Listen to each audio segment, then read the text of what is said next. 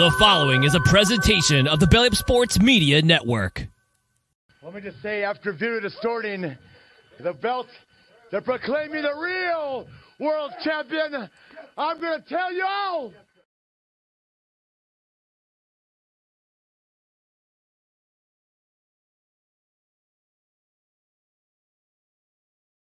Let me just say, after Vera distorting the belt, they're proclaiming the real world champion. I'm going to tell you all, with a tear in my eye, this is the greatest moment in my life. When you walk around this world and you tell everybody you're number one, the only way you get to stay number one is to be number one.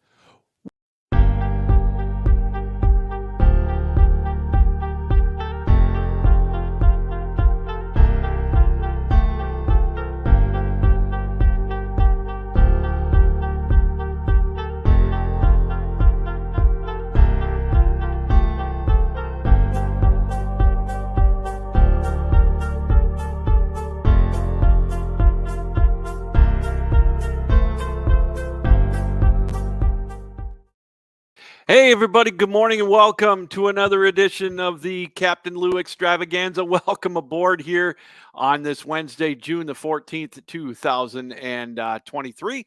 Hope everybody's doing okay here tonight on this, or this morning rather, on this Wednesday, as we got a lot to talk about here in the world of sports. We are brought to you, as always, here on the Captain Lou Sports Network by Javi Coffee. Make sure you check out their website, javicopy.com, and you can get 15% off of your purchase by making sure you use the promo code Captain Lou at checkout. It's a new way of instant coffee. No more coffee grounds. It's very simple to use. Just a couple of scoops. You can drink it hot or cold. It's Javi Coffee. We invite you to check out the website. All the different flavors they have, regular decaf, caramel, French vanilla, just to name a few, as we are brought to you, as always, by Javi Coffee here on the Captain Lou Extravaganza. And, of course, we are also brought to you by MahlerBros.com. If you want to look good on the golf course, you want to feel good, there's no better way to go than MahlerBros.com. If you look good, you feel good. You feel good, then, of course, you play good. And that is MahlerBros.com. We are powered up here by Belly Up Sports, and check out our website, bellyupsports.com, for all the latest and what's going on in the world of sports. We've got a great assortment of articles up on our website, bellyupsports.com, and you can also check out the complete list of podcasts that we have here on our network, and we are truly blessed to be a part of that network. That, of course, here is on the Captain Lou Extravaganza. So again, check us out there. We are on the Captain Lou Sports Network on YouTube, as I mentioned. Subscribe to our channel. You can see all the latest interviews that we have here on the network, and some of our past shows, and not just the Captain Lou Extravaganza, but the ACHA Power Play and everything else that we do on the Captain Lou Sports Network. A lot to talk about, as we mentioned this morning. The NBA Finals are complete. Monday night, Denver claimed the crown as the NBA champs. They are the king of the mountain.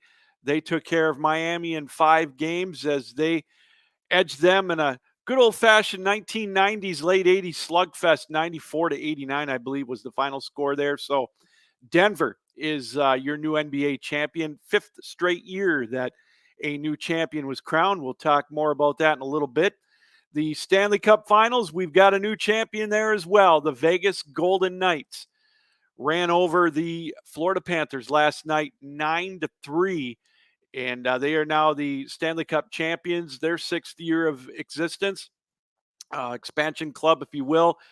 They just overpowered the Florida Panthers in all aspects of the game throughout the series, and they win in 5 games. So now they will get to wear the crown. We'll see what's next for them, but congratulations to the Vegas Golden Knights.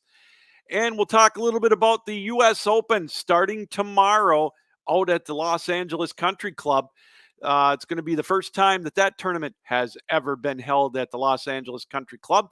We'll kind of get a feel for that, who we think might be a surprise player to take, and we'll talk a little bit about what's going on in the world of professional golf again with the Live Tour merger talk and all of that, how it's going to affect the U.S. Open starting tomorrow.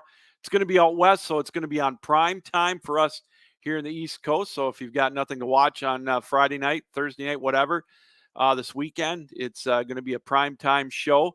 So they'll get a lot of extra eyeballs on the NBC network and also like on Peacock and USA Network throughout the week. So the U.S. Open starts as well coming up tomorrow, the third major in the PGA Tour. So, or the golf season, if you will. So again, welcome aboard, everybody, to the Captain Lou Extravaganza here on the Captain Lou Sports Network, powered up by Belly Up Sports.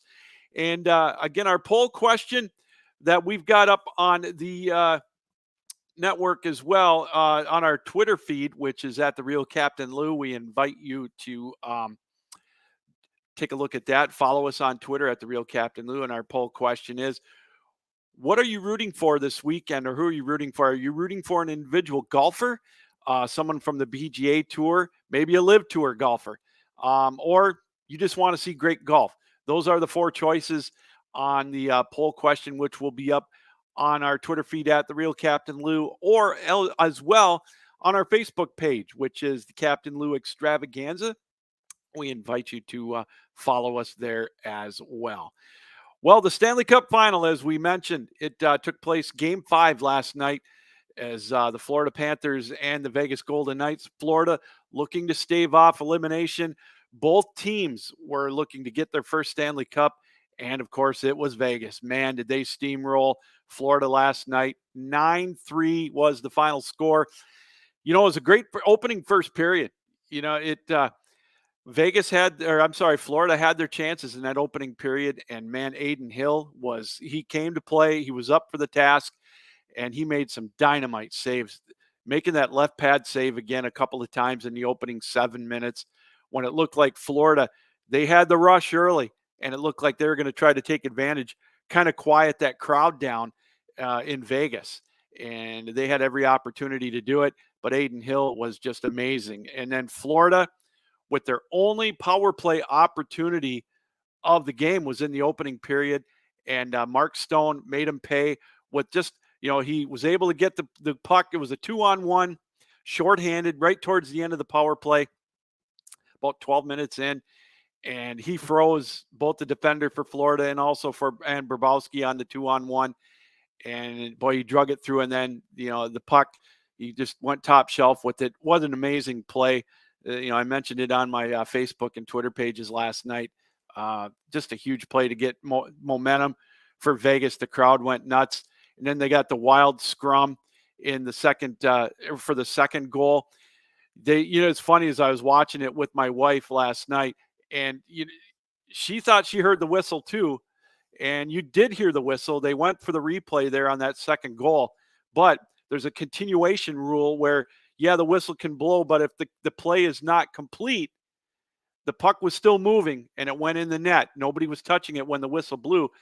I watched it in slow motion again this morning, and indeed it was a good goal, and it turned out to be a big goal because Florida was able to cut the lead to 2-1 about 5 minutes into the second period. And we mentioned as we on the screen here, Aiden Hill played phenomenally in the first period. Throughout the game, really, when it was close. He was key throughout the whole series. I think he had a .935 save percentage throughout the series. And it was kind of wild. There was times when he kind of looked a little pedestrian throughout the finals. But, I mean, he, coming in, starting in the Edmonton series, he was lights out. And I got to tell you, I wouldn't have been surprised if he did not get the Conn Smythe. But, it went to Jonathan Marchessault. We talked about it at the beginning of the Stanley Cup Final. He was going to be my pick to get to Conn Smythe. Would Vegas win that one? Because I know a few to choose from. You could say Mark Stone. He had the hat trick last night, a shorty and an empty net goal, whatever. But you could have went with him for the shorthanded goal. You could have went anywhere really. You could have went with Stone with the hat trick. Jack Eichel. But Jonathan Marchessault, although he didn't score a goal last night, I thought that he was a leader in the clubhouse and he deserved to be the Conn Smythe winner. Just some great some great hockey played by Vegas. And to me as well, it started out a lot with the penalty kill.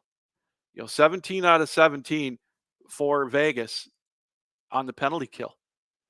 Florida, they enjoyed that opportunity or enjoyed that advantage against Carolina in the Eastern Conference final. They held them to 0 for 8. And we talked about it at the beginning of the series. Who is going to be the key? Who had the edge on special teams?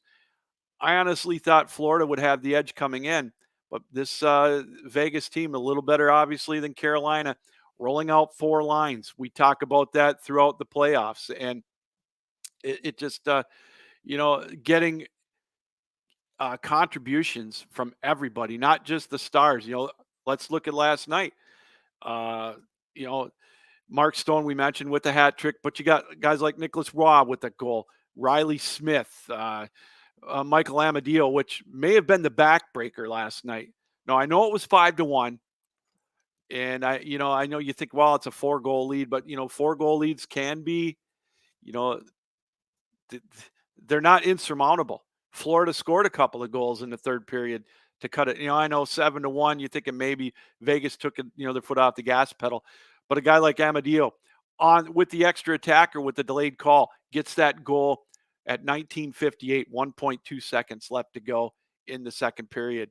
And that made it 6-1. And right there, for all intents and purposes, if you're a Vegas fan, you can start to cheer for Vegas. You can start start planning that Stanley Cup celebration, if you will. And again, third period, they may have took the foot off the gas pedal a little bit, went up 7-1, gave up a couple of goals. Florida pulled the goalie, and they got the couple extra goals there to make it 8. Vegas was able to get the empty net goal. Mark Stone with the Hattie, and then Nicholas Waugh gets the last one to make it 9-3. So again, what do you say? Vegas, they're so deep, they're big, they're quick. A good mix of veterans, the guys, the misfits, if you will, the 6 players that were on the team from when they had their original season, when they made the Stanley Cup final run against the Washington Capitals.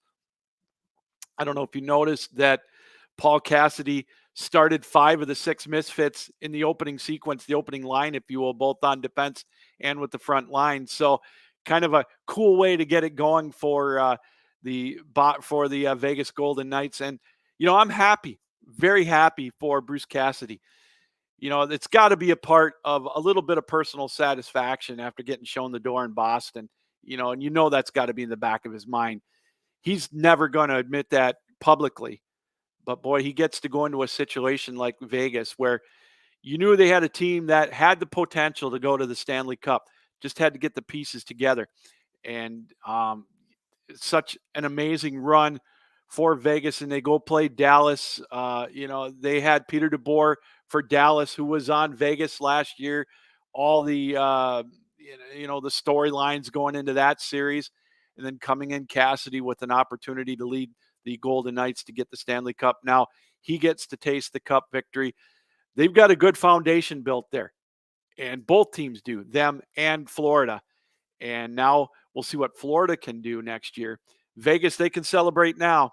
And congratulations to the Vegas Golden Knights as they win the Stanley Cup in 5 games. I picked Florida going 6. I'll be the first to admit I was wrong there. I thought Florida with the goaltending may have had the edge and with the special teams, but take nothing away from Vegas. They proved me wrong, and they deserve everything that they got with the Stanley Cup, winning in 5 games, convincing fashion, going down to Florida, splitting down there what they had to do after winning the first 2 at home, and then they get game 5 with a 9-3 victory. So congratulations to Bruce Cassidy and the Vegas Golden Knights. Again, Jonathan Marchessault getting the Conn Smythe Award. Could have very easily been him, or could have been Aiden Hill, possibly Mark Stone, but congratulations to Vegas. And for Florida, it's a tough pill to swallow. They were looking for their first cup too. The last time they were there was 1996 when they got swept by the Colorado Avalanche. But I want to play this bit though from Paul Maurice. He's been classy throughout the playoff run. Some great sound bites from him. nothing probably better than last night. He had an opportunity to talk after the game. Jackie Redmond from TNT, of course, you see her on the NHL channel throughout the year. She talked to Paul Maurice afterwards, and classy answer by Paul Maurice. Let's take a listen. Paul, what has this year meant to you as a coach?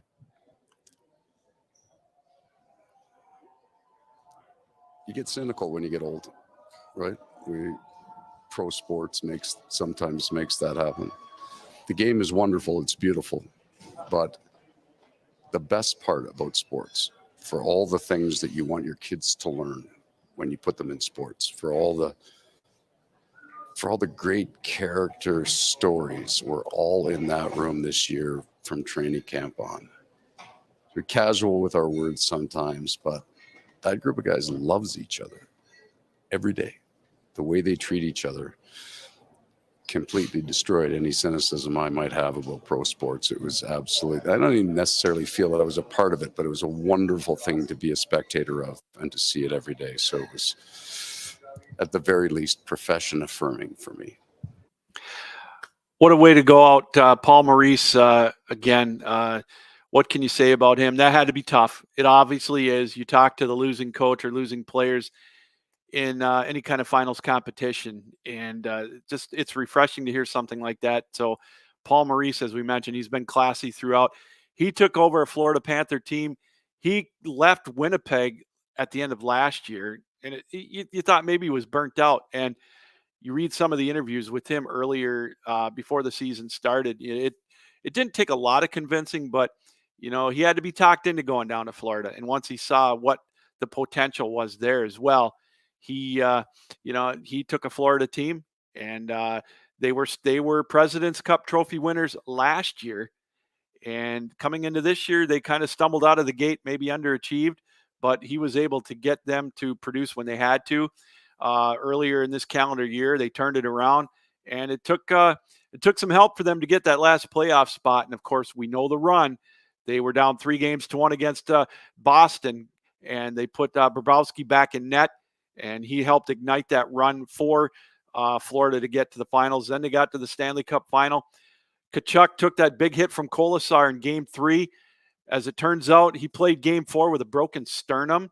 I can't even imagine playing, with a broken sternum.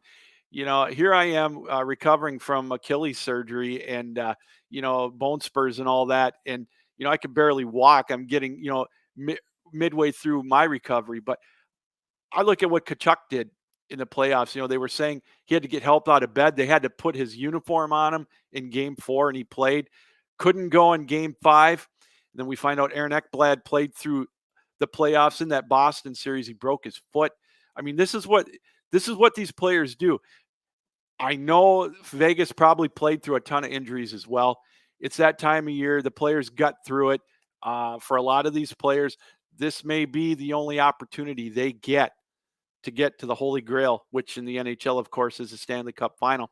So, these guys played through a lot of pain. Congratulations to the Florida Panthers for getting to the Stanley Cup final and making the run that they made, going through the gauntlet of Boston, of Toronto, and of Carolina.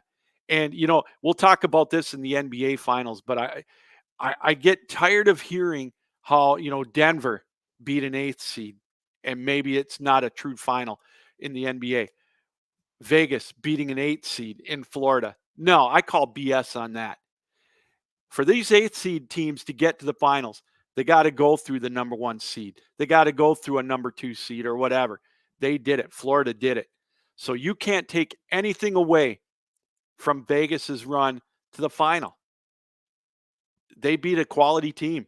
And, look at some of these stats. Mark Stone, he becomes the first player to get a hat trick in a clinching game since 1922. And 9 goals scored by Vegas, the most in NHL Stanley Cup final history in a clinching game. Vegas deserved it. And don't take anything away from that run, and don't take anything away from Florida's run. Florida might have been an 8th seed, but like we said, they made it through Boston. They made it through Toronto. They made it through Carolina. So they were deserving. If you make it to the finals, you're a damn good team. Don't take anything away from Vegas winning this cup. They deserved it too. They went through Edmonton. They went through Dallas. And so I got to tell you, it was a heck of a run for the Stanley Cup playoffs. It was fun to watch. It was an exciting playoff run all around for the Stanley Cup. They should be very happy. And so Vegas gets to celebrate as the Stanley Cup champions. Congratulations to them. And we'll see what they do in the offseason now as they go from the hunters now to the hunted. We'll see what they can do as they go on their way now as the defending Stanley Cup champions. All right, we're going to take a look at the NBA playoffs here. The finals, they're done now. But first, want to talk a little bit about MahlerBros.com. Mahler Bros, of course, one of our sponsors here on the Captain Lou Extravaganza. Hey, I look back on, when I play golf or when I'm going to a barbecue or whatever, going to a party in the summer, just hanging out with my wife or, we're taking a little road trip.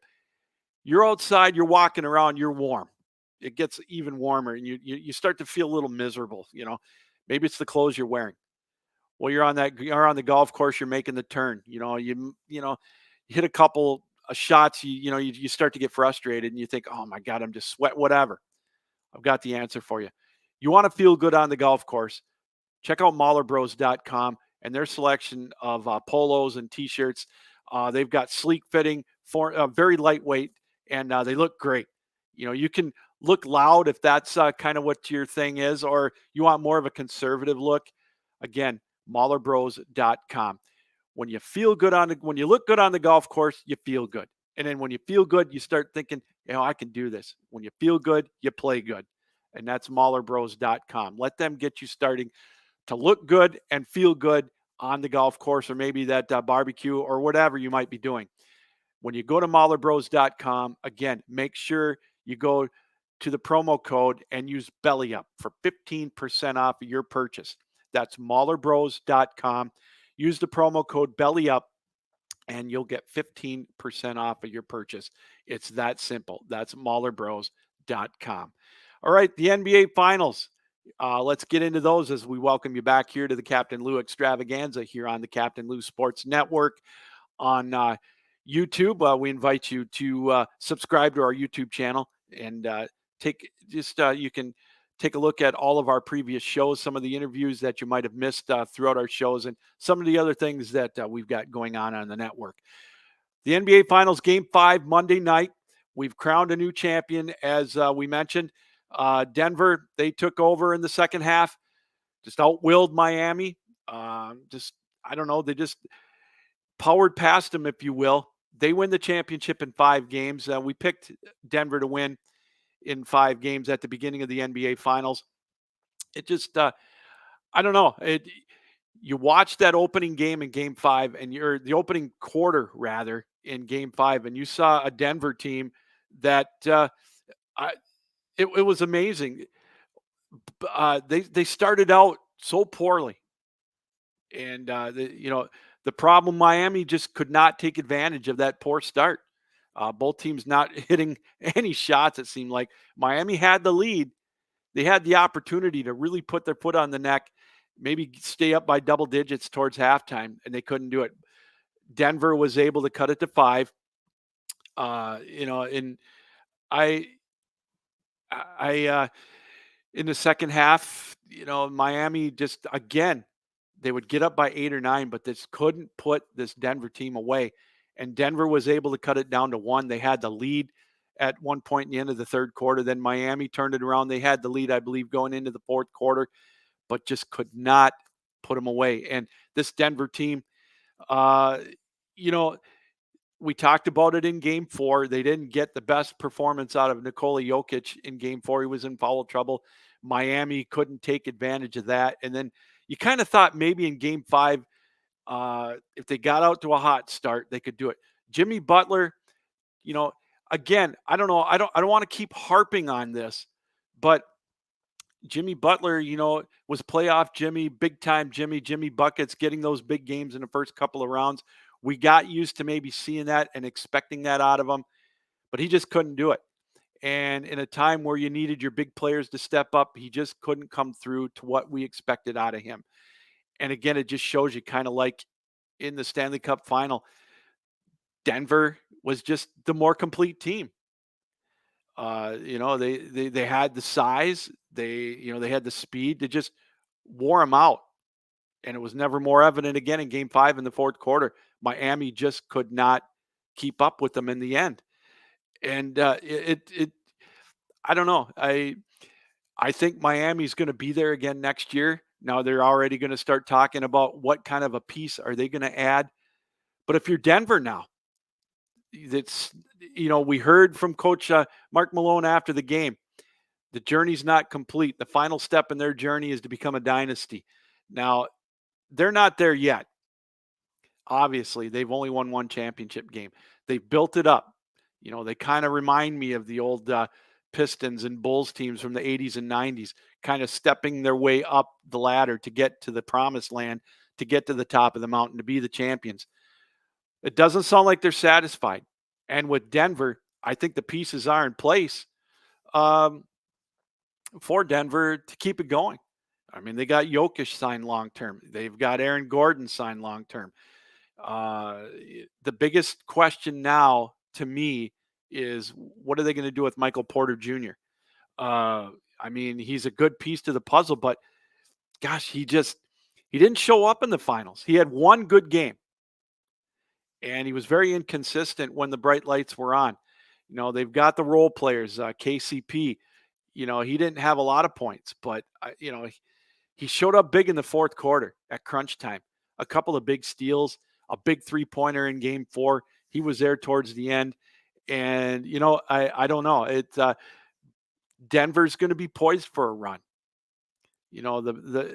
The Western Conference, I think that there's potential there. Obviously, with Phoenix and Sacramento, I don't know about the Lakers. Who knows about them? Are they overrated because they're in Los Angeles? They're old. They've got some decisions to make there. Denver, to me, is set up to at least get back to the finals next year and potentially go back-to-back. The East is going to be loaded. They're going to be loaded with with Milwaukee wanting to come back. Philadelphia, there's question marks there. This Miami team's going to be back. Boston. It's going to be fun to watch both teams next year to see what happens. And I look at, what is in store for those two teams. The one thing I want to say about Miami, and, I was watching the end of that game the other night, and I was so glad that Jay Williams on ESPN brought this up yesterday. Miami quit with 11 seconds left to go in game 5 after they missed the shot. They didn't go after Denver to try to foul them. Maybe they miss a free throw or two. They get the ball back. They run down and shoot a 3 or whatever. They get it. Very disappointed in that. They gave up. Maybe they were tired. Maybe they were exhausted. But that bothered me a lot with the Miami effort towards the end of that game. So what does Miami do now for next year to try to get back to the finals? We touched on it a little bit. Do they go after a guy like Dame Lillard? Do they make trades to maybe move up into the draft? I don't know. Is the playoff window closed for a guy like Jimmy Butler?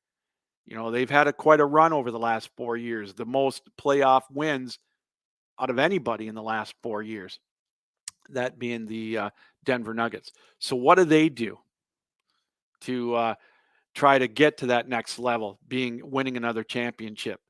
I think they overachieved. Obviously, they didn't lose. They didn't have Tyler Hero.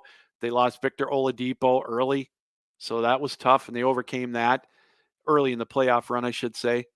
And again, as we mentioned, we talked about it in the Stanley Cup segment. Don't you dare put an asterisk on Denver winning over an 8 seed. What did Miami do to get there? They beat the top team in Milwaukee right out of the chute. They beat a Boston team that was heavily favored. They beat Atlanta. Miami was in the play-in game. They deserve to be in the finals because they won. They beat the teams in front of them.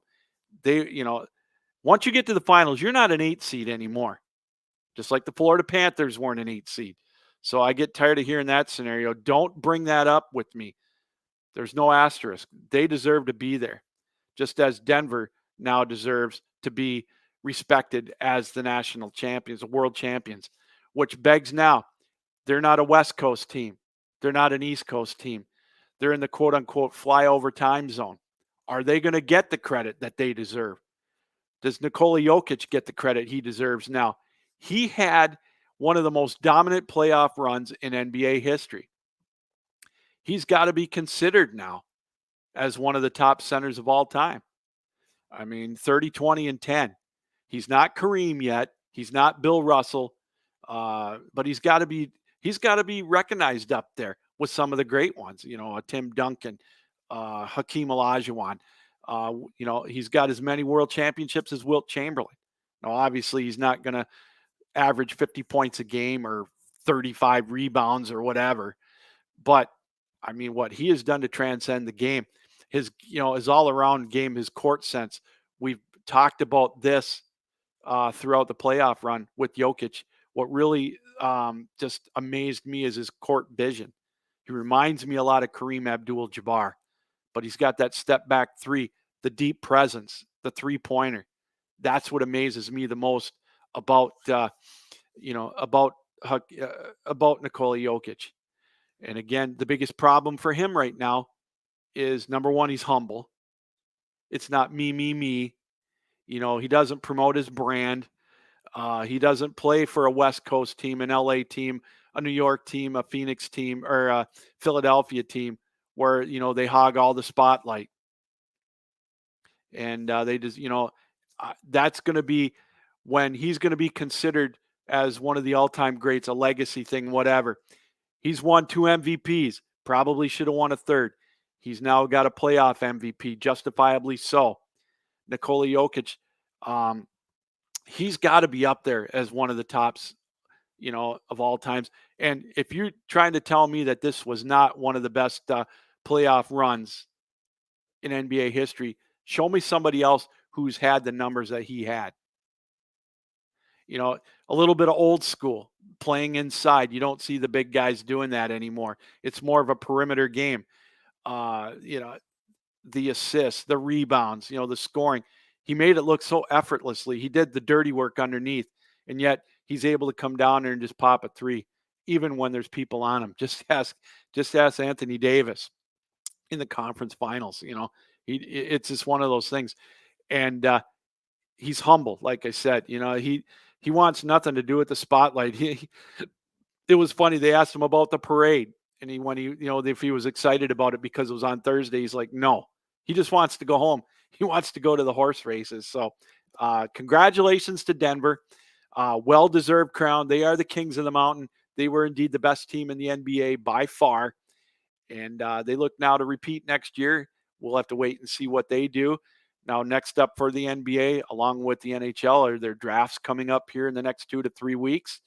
And then they can start their off season with the free agent signings and whatnot. So Denver, the NBA champs, Vegas, the Stanley Cup champs, their seasons are over. They can take a deep breath. They can reflect on that a little bit. Unless you're the coaching staffs of both teams, there's no such thing as resting on your laurels anymore. They're going to go to work. And, you talked about Coach Malone of the Denver Nuggets and Bruce Cassidy of the Stanley Cup champion Vegas Golden Knights. They probably have a 24 to 48 hour rule to enjoy these championship runs. And then they're going to go to work now to see if they can't maintain and get that ultimate goal now, which is back-to-back championships. So congratulations to them as well. Hey, again, we welcome you all here to the Captain Lou Extravaganza here on the Captain Lou Sports Network as we roll along here on this Wednesday, June the 14th.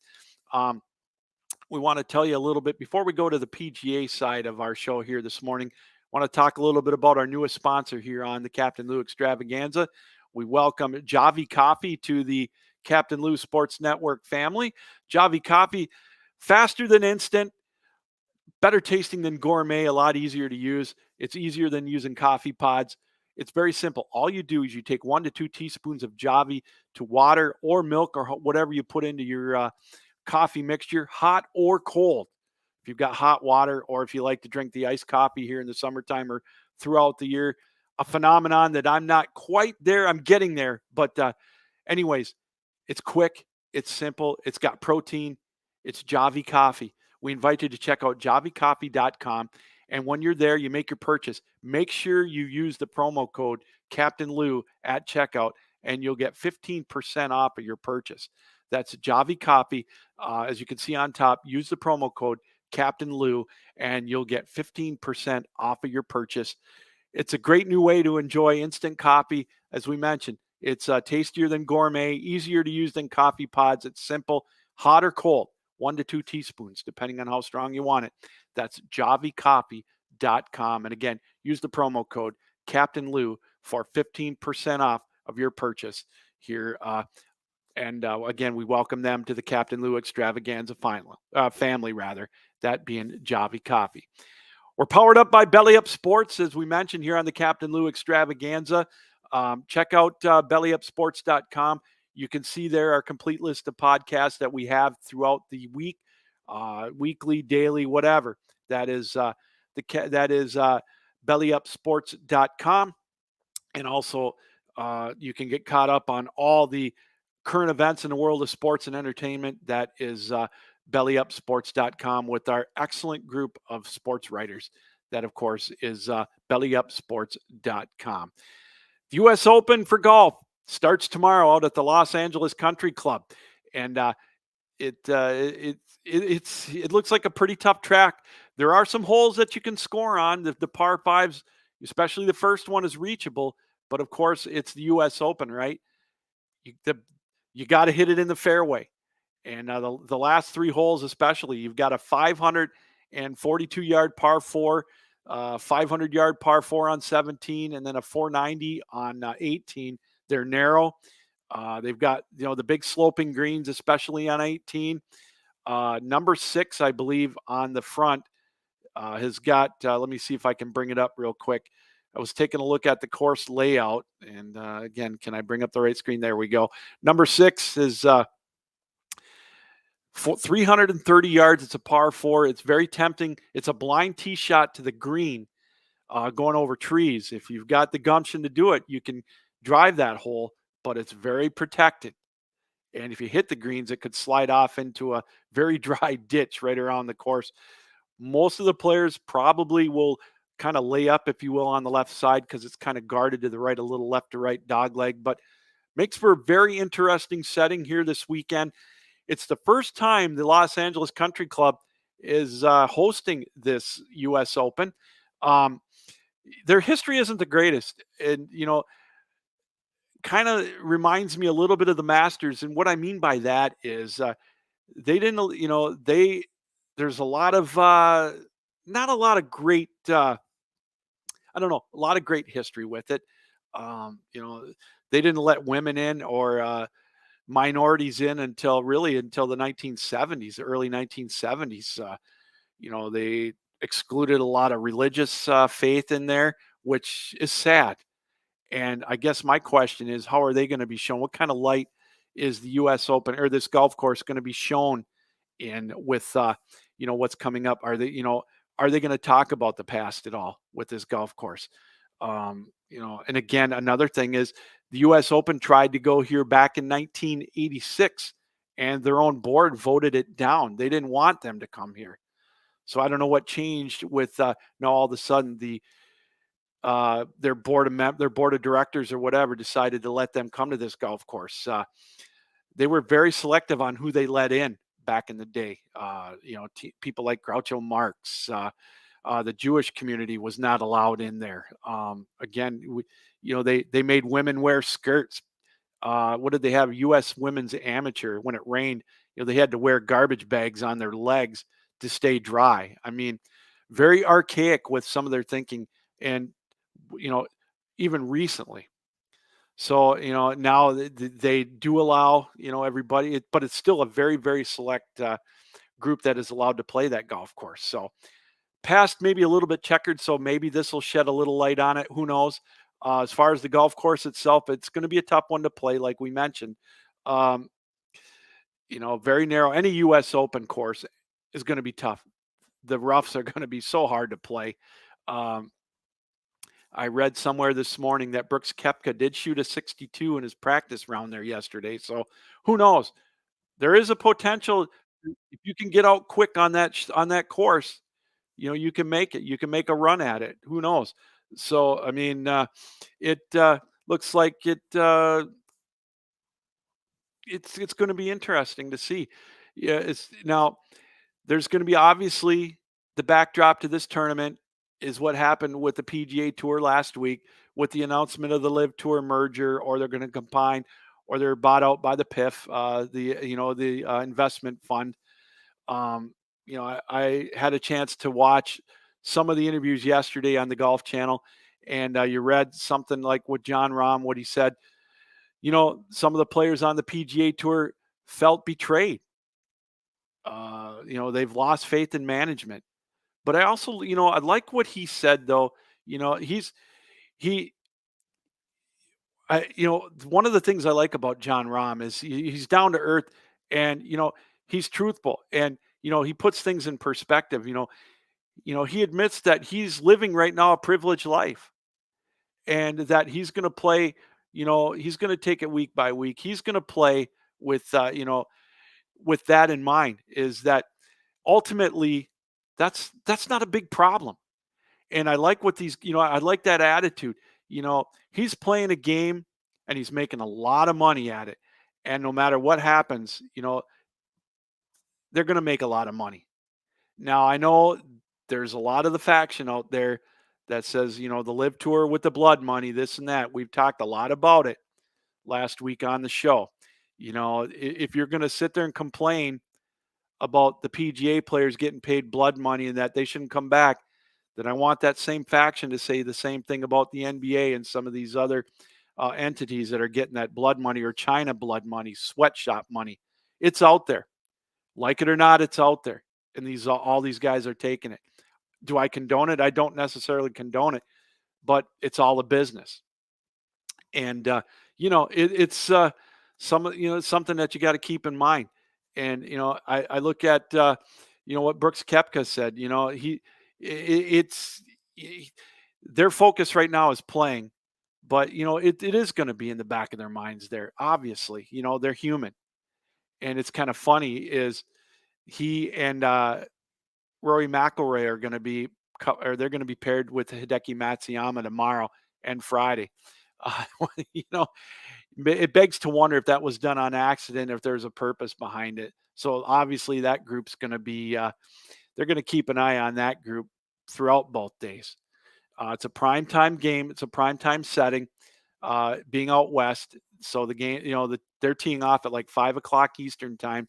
So you'll be able to watch that tomorrow night on NBC. I believe the early part of it is going to be on in the morning. The play there's going to be on Peacock, and then it goes to the USA Network.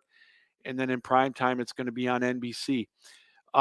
So again, obviously the backdrop, the side story is going to be the merger with the PGA and the Live Tour. But ultimately, it's going to be who's going to be able to handle this golf course. One of the things that Brooks Koepka brought up about the course, the sand is very soft. It's not a hard sand. So that's going to make it a little bit interesting. Obviously, the elevation of the greens. We talked about it on 18, how it's elevated. Some of the par fives, they're reachable. But, obviously it comes down to hitting it straight. You got to be smart and play this course. Keep it in the fairway. You're going to do all right. It's scoreable. Max Homa, I believe, had the course record at 63. Is he going to be one of the sleeper favorites? That's kind of who I'm putting my money on to go into a top 20 finish. Betting options, I don't know. If you want to put a few dollars on who you think might win, obviously Scott Scheffler's on a roll. John Rahm's playing well. Brooks Koepka, some of the other Live Tour players. Will Rory be able to finally put a solid 4 rounds together? He can hit the ball a country mile. He usually hits it straight. I don't know. I'm going to put, my money probably on a parlay, top 20, top 30, top 40. It's so hard to bet golf. It's hard to bet any sport, obviously, but I'm going to look for a guy like Matthew Fitzpatrick. He's going to be my sleeper as well. Him along with Max Homa. I'm going to put a couple of shackles on them to get in the top 20. Who knows? But I'm looking forward to watching it. Our poll question that we had on the Captain Lou Extravaganza or, on my Facebook page, which is the Captain Lou Extravaganza Facebook page, and also our Twitter page, which is at The Real Captain Lou.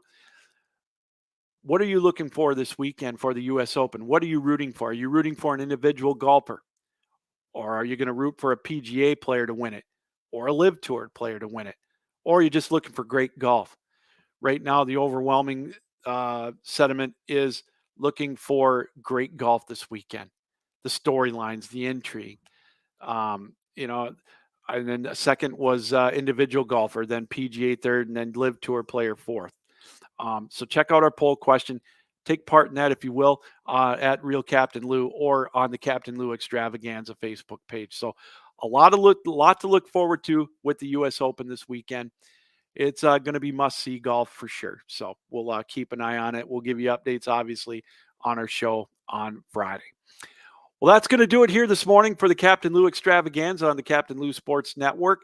Join us Friday morning. Brett Redlinski from the 1420 podcast, one of our podcasts here on the Belly Up Network of podcasts. He's going to stop by. We're going to recap the Stanley Cup final with him, get his take on the whole Stanley Cup playoffs, as well as we're going to start diving into Major League Baseball a little more, as now it's their time to shine. The boys of summer, they get the whole month of July to themselves, basically. So we're going to start diving in a little more to the MLB. We'll talk to Brent about that. He's always gracious with his time, so he'll be a guest on the show. We've got some great guests lined up to come on the show next week. We're going to talk a little pro wrestling next week, but we got a huge guest. We're going to announce that on Friday as well. So stay tuned to the Captain Lou Extravaganza. Follow us on Twitter at The Real Captain Lou, the Captain Lou Extravaganza on our Facebook page as well. So we invite you as well to check that out. And of course, subscribe to our channel, the Captain Lou Extravaganza on the Captain Lou Sports Network, our channel there on YouTube. And you can see all of our broadcasts that we've had in the past. And also, we will download this episode here on Spotify and anywhere you can find your podcast. You can listen to it podcast form as well. All right, that's going to do it, everybody. Thanks for joining us this morning. This reminder, keep your heads up, keep your sticks down, keep your feet moving, and as always, keep your minds open. Thanks for joining us here on the Captain Lou Extravaganza. We'll see you Friday right here on the Captain Lou Sports Network. So long.